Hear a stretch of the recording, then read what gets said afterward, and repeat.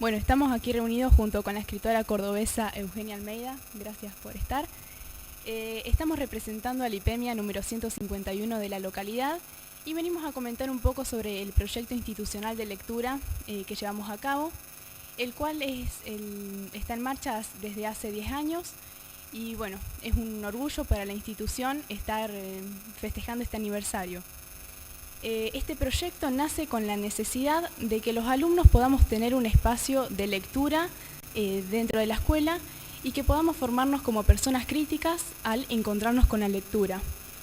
A partir de eso nos podemos desenvolver junto con nuestros compañeros y profesores en el debate o dar nuestras propias opiniones o ideas. Cabe destacar que esta oportunidad que nos da la institución es muy importante, ya que en pocas escuelas llegan a esta instancia en donde nos podemos encontrar con la persona real detrás del libro y poder tener una charla o quitarnos dudas que tenemos por ahí que se nos plantean a través de la lectura.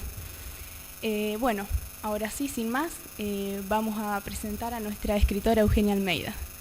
Eugenia nació en Córdoba, es licenciada en Comunicación Social, recibida de la Universidad Nacional de Córdoba. Actualmente se desempeña como profesora de Lengua y Literatura y de Comunicación y como asesora en estrategias discursivas. Sus obras fueron premiadas internacionalmente. Nosotros tuvimos el placer de leer las tres, que son El colectivo, La atención del umbral y La pieza del fondo, y también ha escrito un libro de poesía titulado La boca de la tormenta.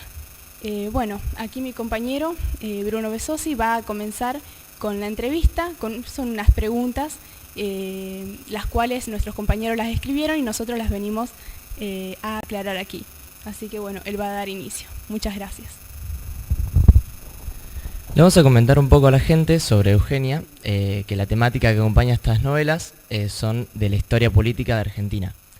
Que, bueno, sobre dictadura, postdictadura, corrupción, son los temas que acompañan a las novelas de usted.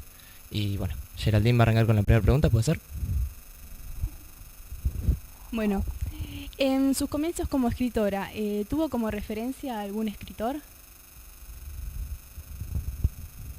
Bueno, primero agradecerles la invitación al aniversario número 10 dentro de este proyecto, que sí funciona muy bien y no conozco muchos lugares en los que un proyecto así funcione tan bien. Sí, pensando en la pregunta, muchísimos escritores presentes, tantos que sería difícil decir quiénes, pero creo que todas las lecturas que uno hace en la vida de alguna manera crean como un sedimento en que a veces para uno mismo es difícil decir esto viene de acá, esto viene de allá, pero sí, seguramente debe estar tallando ahí Georges Simenon, que es un escritor belga de policiales que a mí me gusta mucho, seguramente también Marguerite Duras, que es una escritora francesa que me gusta mucho, y me es difícil descubrir cómo, pero no tengo dudas de que también está la influencia de mis contemporáneos. Yo leo mucho lo que se publica actualmente, lo que hacen los colegas, lo que hacen colegas más jóvenes, y eso va haciendo una retroalimentación que a veces es difícil uno mismo verla, pero en devoluciones de lectores o por ahí en las críticas o en las reseñas, a veces se señalan parentescos y yo digo, sí, claro, ese es un escritor, una escritora que me gusta mucho. Muchas gracias. Otra pregunta es que en las tres novelas vemos a hombres con mucho poder, ya sea Bentebé o Ponce o Resquem. Tal vez los tres tienen diferentes modos de manifestarlo, pero ¿por qué siempre al poder lo tiene un hombre? O sea, siempre lo manifiesta un hombre, si tiene una respuesta, digamos, concreta. Es curioso porque no lo había pensado y cuando empezaste a formular la pregunta dije, y cuando diste los nombres dije, sí, es verdad. Supongo que esos tres hombres, esos tres personajes personifican un tipo de poder muy particular, porque uno podría pensar que hay otros personajes que también tienen un poder en el sentido de una potencia, de un poder hacer, como Sofía en La pieza del fondo, que es una persona que moviliza todo buscando a alguien, o como también Mabel en La pieza del fondo, una persona a quien le falta una pierna, o como Ostotz en La tensión del umbral, que es una psicoanalista, pero es otro tipo de poder, es el poder que logra generar cosas. El otro, quizás, digo ahora respondiendo un poco haciendo trampa, porque no lo había pensado, pero mirando esa serie de personajes que vos mencionas, quizás porque hay un cierto tipo de poder que históricamente tenemos asociado a lo masculino, porque a lo largo de la historia siempre ha habido trabas para las mujeres para acceder al poder, y me parece que quizás sin pensarlo, no es algo que dije voy a poner personajes, pero si eso afloró, quizás es porque esa imagen está asociada a un ejercicio que en nuestra historia ha sido masculino. No estoy diciendo que haya algo en lo masculino que tenga que ver con eso, o algo en lo femenino. No estoy muy segura si creo en entidades como lo masculino y lo femenino.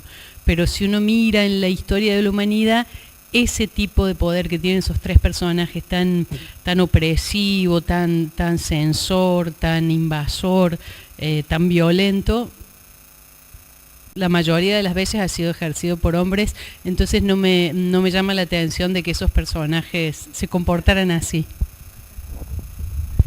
Bueno, ahora un poco fuera de adentro de la novela justamente, es si alguna vez pensó que su novela El colectivo llegaría a ganar un premio tan importante como Dos orillas. No, no se me ocurrió nunca, y a veces cuando lo pienso todavía me parece extraño, me parece que quizás no es cierto. De hecho, esa escritura yo ni siquiera pensaba que estaba escribiendo una novela. Estaba escribiendo algo para mí, para entretenerme, para atravesar un momento complicado, y después ese libro se terminó, estaba este concurso y lo mandé, pero lo mandé como si yo ahora fuera al kiosco y compro una boleta de, no sé, de Kini 6. Quizás uno piensa que quizás lo puede ganar, pero no lo tiene como una certeza. A mí fue una sorpresa muy grande saber del premio, y eso posibilitó un montón de cosas que me parece que ni en la imaginación más loca cabía, la publicación en tantos idiomas, en países lejanos. Ahora el colectivo acaba de publicarse en Islandia, que para mí es un país más del mundo de la fantasía que del mundo de la realidad, en mi imaginario. Bueno, vemos que en sus novelas la época del proceso se transforma en un motivo recurrente. ¿Nos puede hablar de eso? Sí, yo lo primero que diría es no llamarlo proceso, que ha quedado en nuestros libros de historia así, pero que es la palabra que usaban los militares cuando hablaban de un proceso sin fines y sin objetivos, ¿no? Pero la dictadura, me parece que no es un tema que yo busque deliberadamente, pero es un tema que aflora todo el tiempo. Supongo que tiene que ver con mis preocupaciones en relación a los derechos humanos y a la historia, pero fundamentalmente un recorte etario. Yo durante la dictadura, cuando empezó tenía 4 años, cuando terminó tenía 11. La percepción de una dictadura desde la infancia, digo, no solo la de los muchos chicos que vivíamos aquí, sino si uno lee libros, por ejemplo, como de Herta Müller, hablando de la dictadura en Rumania, o muchos libros que hablan de la época de la Alemania nazi. Bueno, el criarse en un escenario de dictadura es muy diferente a quien tenía 15, 16, 20, 30 años, o quizás de 20 para arriba, que podía procesar de alguna manera lo que estaba pasando. Procesar en el sentido de saber qué estaba pasando. Para los que éramos niños, no me animo a hablar en nombre de todos, pero para algunos de nosotros, la percepción era que el mundo era así. El mundo era todo gris, todo chato, todo silenciado, no había que hablar con nadie, había un miedo horrendo. Nuestras madres tenían miedo y no se sabía qué, y se sentía ese olor a amenaza, y se aprendía a callar por temor. ¿A callar qué? No se sabía. Eso es entonces es como un miedo sordo, una cosa en relación al silencio que yo veo que aflora, aunque yo no lo busque. Yo no me planteo nunca escribir sobre eso. Y eso... La esencia de sus novelas tienen eso. Me parece que es eso, es las cosas que están, sí, las cosas que están ahí. Sí. Me parece que eso a mí es una de las cosas que me interesa, no las cosas que nos decimos deliberadamente las personas, sino las cosas que a pesar de nosotros mismos quedan, no sé si se llegan a decirse, pero están todo el tiempo aflorando, y la construcción en torno a los silencios, sobre todo los silencios sociales. Se trabaja mucho con eso. Sí, es un tema que me gusta. Bien, aquí finalizamos con la primera parte de la entrevista, así que de nuestra parte le agradecemos por estar aquí y la vamos a dejar con nuestras compañeras que van a dar la segunda parte de la entrevista. Muchas gracias.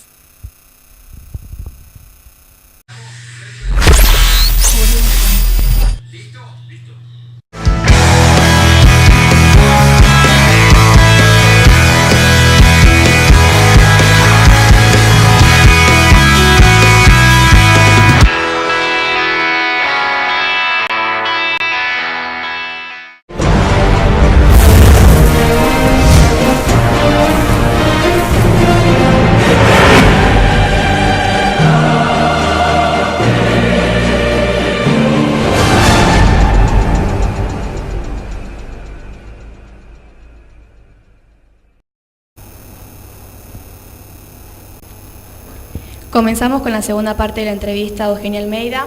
Estamos acá con María y quienes habla Florencia, en representación de nuestros compañeros del IPEMIA, que estamos contentos por poder hacerte otras preguntas y conocer más sobre tu obra.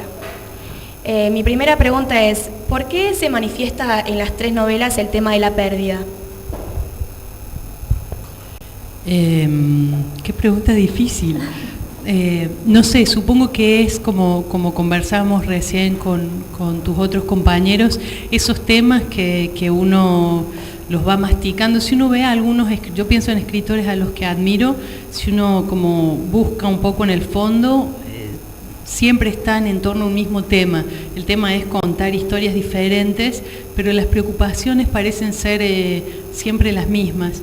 Y creo, recién hablábamos con tus compañeros del silencio, creo que tiene una relación con esto de la pérdida, con aquellas cosas que uno creía que tenía aseguradas y que no están aseguradas.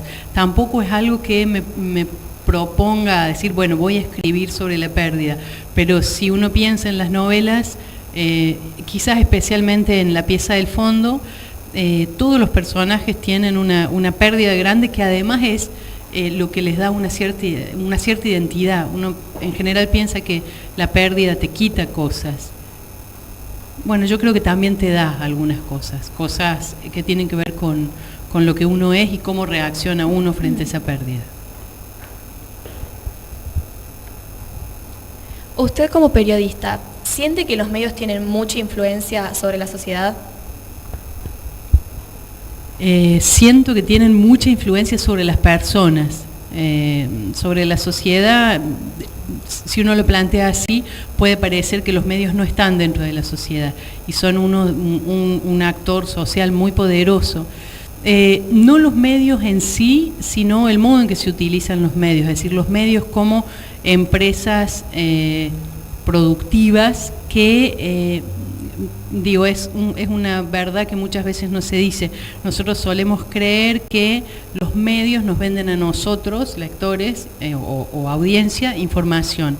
Y en realidad si uno lo analiza bien, los medios lo que hacen es vendernos a nosotros, el público, a los anunciantes.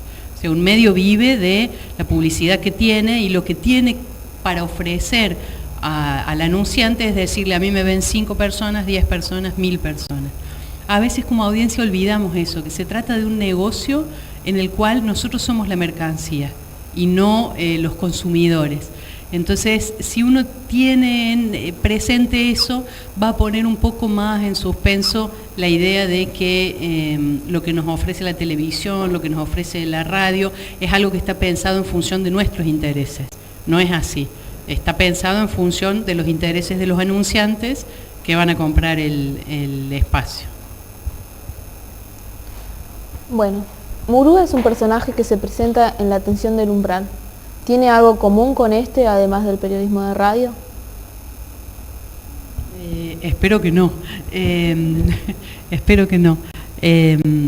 No, Murúa representa para mí un cierto tipo de periodismo muy popular, y muy popular en el sentido de muy seguido, con mucha audiencia, con mucho éxito, que para mí en principio conspira con todos los principios éticos del periodismo. Siempre la ética está limitada por una realidad que se te impone, pero ese tipo de periodismo en realidad lo que hace Murúa es vivir de su silencio, es decir, de las cosas que no dice, él construye su poder. Y no, espero nunca estar en la situación de hacer ese tipo de periodismo. De todos modos, yo al área del periodismo que me he dedicado es un área mucho más suave, mucho menos riesgosa, mucho menos difícil, que es el periodismo cultural, que camina totalmente por otras líneas. No da dinero, no da prestigio, y claramente no da poder político. Quien hace periodismo político, si adquiere un poco de poder, se convierte en un actor social de influencia en la sociedad. El periodismo cultural tiene, para mí, un montón de libertades que el periodismo político, el periodismo de policial, el periodismo que va sobre la realidad social inmediata, no tiene muchas más constricciones y muchas más limitaciones. También porque tienen otro objetivo. Yo trabajo en divulgación de cultura, digamos, en hablar de libros, en hablar de música.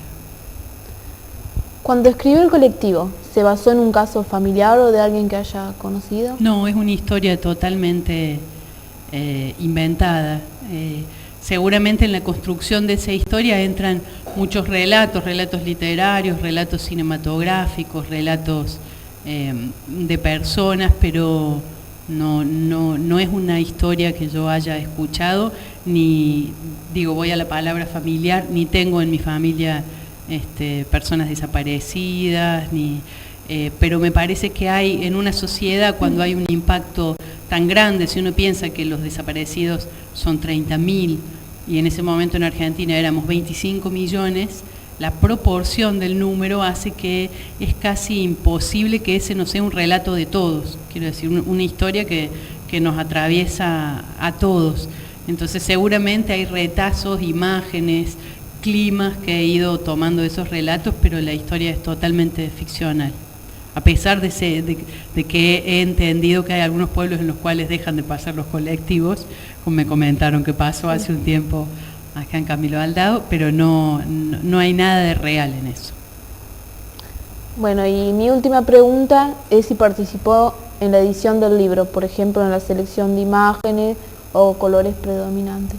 No, en general, eso depende mucho de la editorial con la que uno trabaje. En general, el autor no interviene más que para dar su visto bueno en algunas ocasiones, pero lo que hacemos los escritores es un manuscrito. El libro lo hacen otras personas, lo hacen los correctores, los editores, los tipógrafos, los imprenteros, los diseñadores. Entonces ya es una obra colectiva y me parece que está bien, no sé, hay una imagen que me puede gustar más que otra.